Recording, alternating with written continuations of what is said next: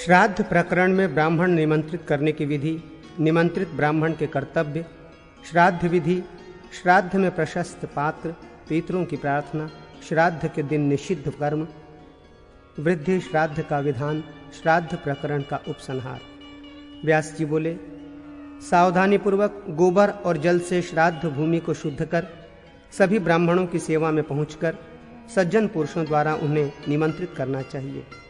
श्राद्ध के पहले दिन ब्राह्मणों की नम्र भाव से आदर पूर्वक पूजा कर उनसे कहना चाहिए, कल हमारे यहाँ श्राद्ध होगा, आप लोग कृपा कर पधारें। ऐसा असंभव होने पर दूसरे दिन अर्थात श्राद्ध के ही दिन यथोक्त लक्षणों से समन्वित ब्राह्मणों को निमंत्रित करना चाहिए। मन के समान शीघ्र गति वाले पितर जब ये सुन लेते हैं कि श्राद्ध काल उपस्थित है, तब परस्पर विचार कर श्राद्धकर्ता के यहाँ एकत्र हो जाते हैं। अंतरिक्ष में विचरण करने वाले पितर वायु रूप से स्थिर रहते हैं, ब्राह्मणों के साथ भोजन करते हैं और भोजन करके परम गति को प्राप्त करते हैं। श्राद्ध का समय आने पर सभी आमंत्रित ब्राह्मणों को संयमी और ब्रह्मचर्य परायण होकर रहना चाहिए।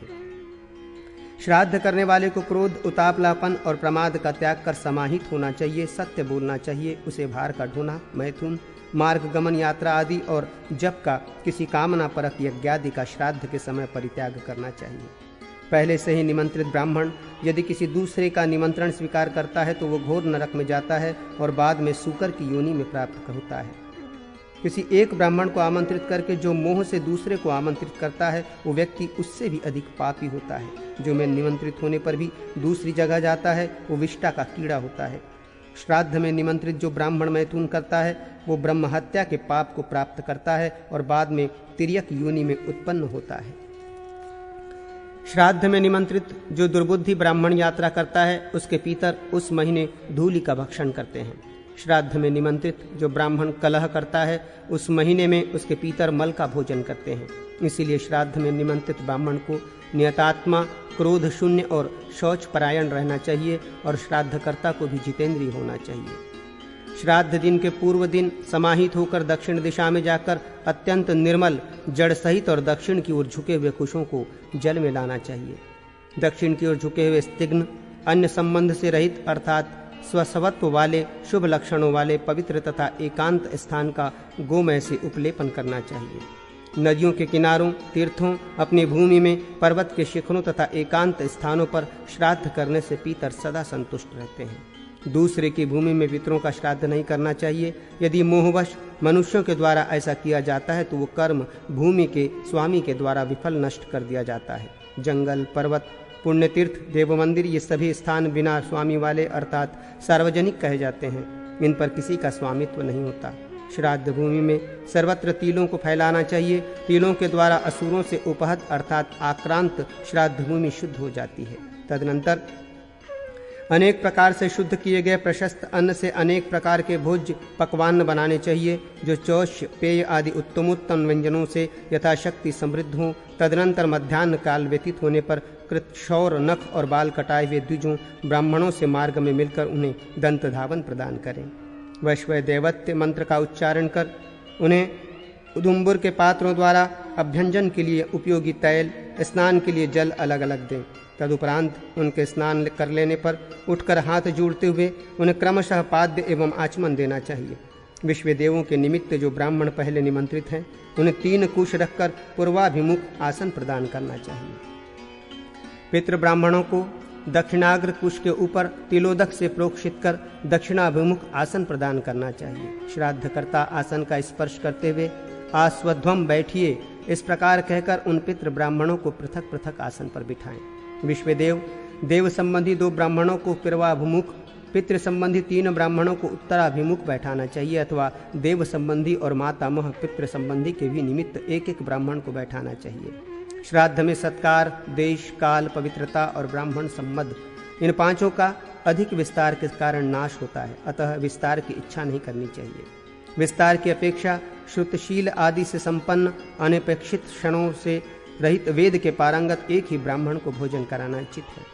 किसी पात्र में समस्त प्रकृत वस्तुओं, श्राद्धीय भोज्य पदार्थों से उचित मात्रा में भोज्य लेकर देव मंदिर में देवता के उद्देश्य से प्रथम निवेदित करके अन्य कार्य प्रारंभ करना चाहिए। उस श्राद्धीय लवण रहित सिद्ध अन्न को अग्नि में छोड़ना चाहिए अथवा ब्रह्मचारी को देना चाहिए। अतः एक ही श्रेष्ठ विद्वान ब्राह्मण को भोजन कराना चाहिए। श्राद्ध में निमंत्रित ब्राह्मणों के बैठ जाने पर भोजन के निमित्त उपस्थित हुए भिक्षुक अथवा ब्रह्मचारी को भी उसकी इच्छा अनुसार श्राद्ध में जो यथेष्ट हो वो भोजन कराना चाहिए। जिसके श्राद्ध में अतिथि भोजन नहीं करता उसका श्राद्ध प्रशंसनीय नहीं होता। इसलिए द्विजों को प्रयत्नपूर्वक श्राद्धों में अतिथियों का पूजन करना चाहिए। जो द्विज ब्राह्मण आतिथ्य रहित श्राद्ध में भोजन करते हैं वे कौवे की योनि में जाते हैं और दाता की भी यही गति होती है, इसमें संदेह नहीं। श्राद्ध में हीन, अंगवाला, पतित, कुष्ठ रोगी, व्रणयुक्त, उक्कस जाति विशेष, नास्तिक, कुक्कुट, शूकर तथा कुत्ता ये दूर से ही हटा देने योग्य हैं। विभत्स, अपवित्र, नग्न, मत्त, धूर्त, रजस्वला स्त्री, नीला, कषाय वस्त्र धारण करने वाले तथा पाखंडी का परित्याग करना चाहिए। श्राद्ध में पितृ ब्राह्मणों के प्रति जो भी कर्म किया जाता है वो सब वैश्वदेव कर्म के अनंतर करना चाहिए। यथाविधि श्राद्धीय भोजन में बैठे हुए उन सभी ब्राह्मणों को आभूषण, माला, यज्ञ सूत्र, शिरोश्वेष्टन, धूप, वस्त्र तथा अनुलेपन आदि के द्वारा अलंकृत करना चाहिए।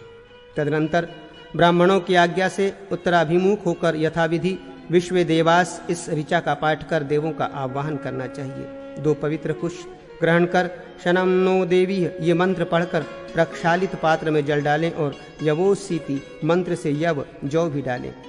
या दिव्या इस मंत्र से ब्राह्मण के हाथ पर अर्धपात्र का जल छोड़ें और यथाशक्ति गंध, माला, धूप तथा दीप आदि प्रदान करें। तदनंतर विद्वान व्यक्ति को अपसव्य एवं दक्षिणाभिमुख होकर उशंत स्वाहा इस ऋचा से पितरों का आह्वान करना चाहिए। आह्वान करके उनकी आज्ञा से आयंतुनः इस मंत्र का जप करना चाहिए। शन्नो देवी इस मंत्र से पात्र में जल डालें और तिलोस्सी इस मंत्र से तिल भी छोड़ें। पहले के समान अर्ध प्रदान कर अथवा ब्राह्मणों के हाथ में जलादि प्रदान कर समाहित होकर पात्र में सनस्त्रो अर्ध का अवशिष्ट जल रखें। तदनंतर पितृभ्य स्थानम इस मंत्र से पात्र को अधोमुख उलट कर रखें। धृतयुक्त अन्न लेकर अग्नौ करिष्य ऐसा पूछें और उन ब्राह्मणों द्वारा कुरुष्व करो ऐसी आज्ञा प्राप्त होने पर उपवीति सव्य होकर हवन अग्नौकरण करे। हाथ में कुश लेकर और यज्ञोवीति सव्य होकर होम करना चाहिए। पितृ संबंधी कार्य प्राचीनावीति अपसव्य होकर करें और वैश्वय देव संबंधी कार्य होम के समान अर्थात सव्य होकर करें। पुरुष को दाहिना जानू जमीन पर रखकर देवों की परिचर्या करनी चाहिए और पितरों की परिचर्या में बायां जानू जमीन पर रखना चाहिए। तब सोमाय वै पितृमय स्वदाह नमः इस मंत्र का उच्चारण कर अग्नेय कव्यवाहनाय स्वाधा ऐसा कहकर हवन करे। अग्नि के अभाव होने पर सावधान चित्त होकर ब्राह्मण के हाथ पर महादेव के समीप अथवा गौशाला में हवनीय द्रव्य रखना चाहिए। तदनंतर उनकी आज्ञा प्राप्त कर दक्षिण दिशा में जाकर भूमि को गोमय गोबर से लिपकर उस स्थान में बालू बिछाएं। तदनंतर उस स्थान पर दक्षिण की ओर झुकी हुई गोल अथवा चौकोर शुभ बालाकुमय वेदी बनाएं। उस वेदी के बीच में एक कुश से 3 रेखा खींचे और उस स्थान वेदी पर दक्षिणाग्र कुशों को बिछाकर हवि के बचे हुए अंश से निर्मित 3 पिंड उस वेदी पर प्रदान करें। पिंड प्रदान के अनंतर लेप भाग के अधिकारी पितरों के लिए पिंडाधार कुशों के मूल में उस पिंड शेष से संतृष्ट हाथ का प्रोक्षण करें। तदनंतर मंत्रवेत्ता को चाहिए कि आचमन करें और धीरे धीरे श्वास खींचकर अपने बाएं से पीछे मुख करके धीरे धीरे श्वास छोड़ते हुए पिंडों के सामने अपना मुख कर पूरा श्वास छोड़ें तथा उस अन्न एवं पितरों को नमस्कार करें। पुनः पिंड के समीप ऊपर धीरे धीरे अर्धपात्र का शेष जल छोड़ें, उसे अवनेजन कहते हैं। तदनंतर सावधानी के साथ रखे हुए उन पिंडों को झुककर क्रमानुसार सूंघें और पात्र में रख दें। पिंडदान से बचा हुआ अन्न ब्राह्मणों को विधि पूर्वक खिलाना चाहिए। पुआ, क्रसर, पायस, तिल के साथ पकाए चावल की खीर, सूप, शाक, फल, इक, दूध, दही, धृत, मधु, अन्न तथा अनेक प्रकार के खाने और पीने योग्य पदार्थ उन्हीं ब्राह्मणों की रुचि के अनुसार खिलाने चाहिए। श्रेष्ठ ब्राह्मणों को जो जो रुचिकर हो और श्राद्ध में विहित हो वो सब दे देना चाहिए। साथ ही अनेक प्रकार के धान्य, तिल और शर्करा का दान करना चाहिए। कल्याण प्राप्त करने की इच्छा वाले श्राद्धकर्ता को चाहिए कि ब्राह्मणों को फल, मूल, पानक, विविध स्वादयुक्त पेय पदार्थ विशेष को छोड़कर अन्य सभी अन्न उष्ण अवस्था में गरम गरम प्रदान करें।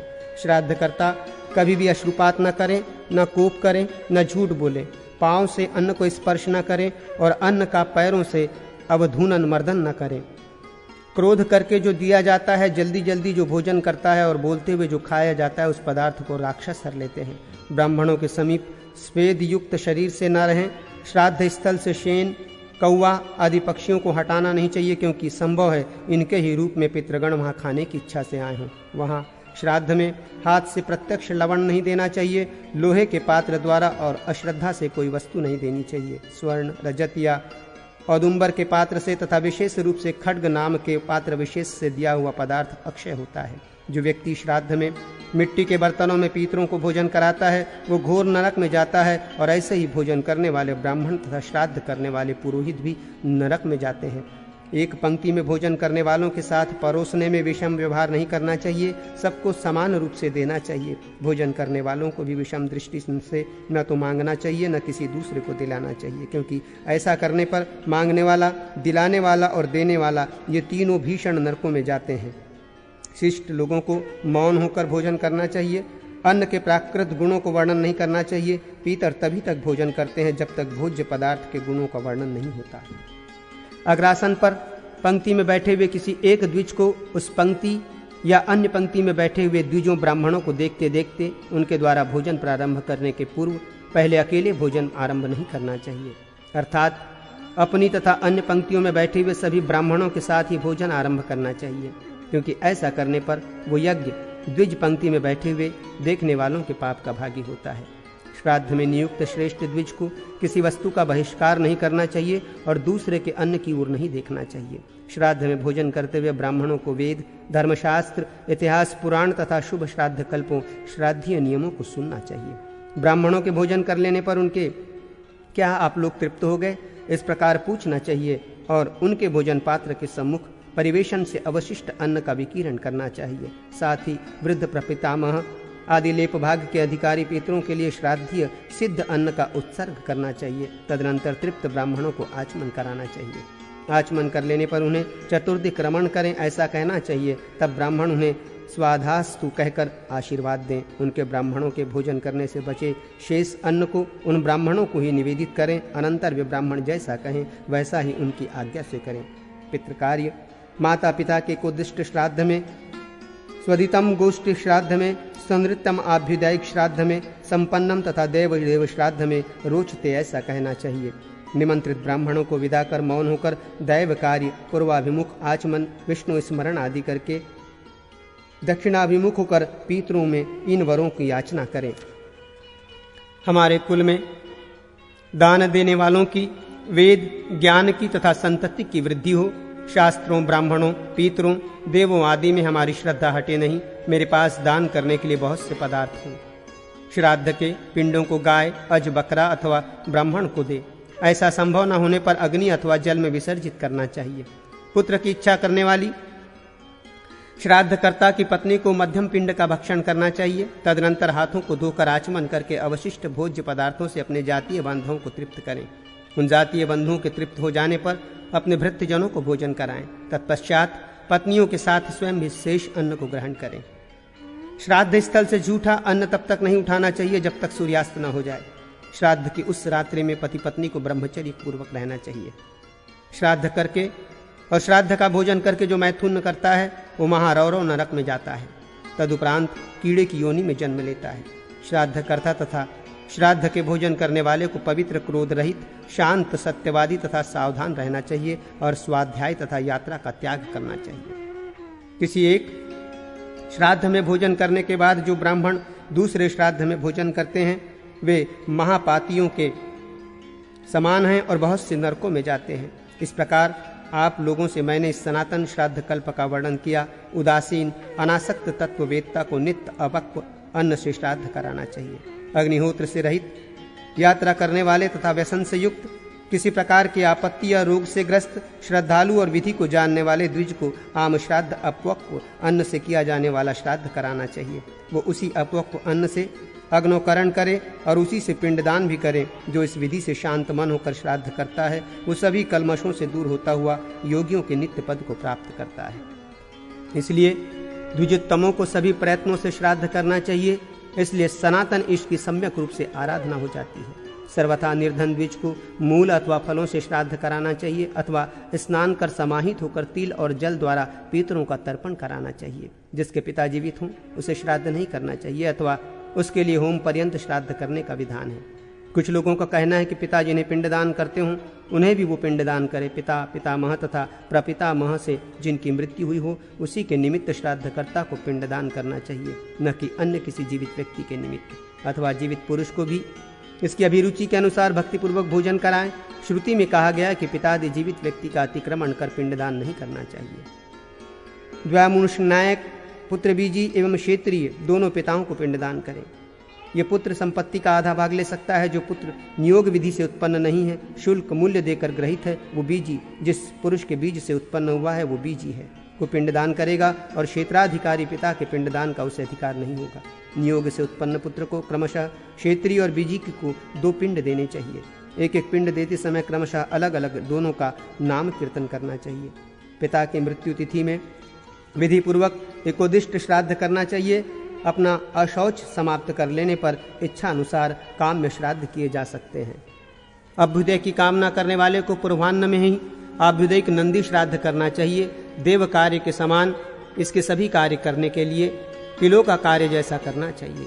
इसमें सीधे कुशों का प्रयोग करें। मोटक के रूप में द्विगुणिकृत कुशों का प्रयोग न करें। युग्म ब्राह्मणों को भोजन कराएं और नांदी मुखाह पितर प्रेत्यांत अर्थात नांदी मुख नामक पितर तृप्त हों ऐसा कहना चाहिए। पहले मातृ श्राद्ध, तदनंतर पितृ श्राद्ध करना चाहिए। इसके बाद माता महादि का श्राद्ध होता है। वृद्ध श्राद्ध में इन्हीं तीनों प्रकारों के श्राद्धों का वर्णन हुआ है। देवकार, विश्वदेवकार करने के अनंतर पिंडदान करना चाहिए। दाहिनी ओर से विश्वदेव कार्य करना चाहिए।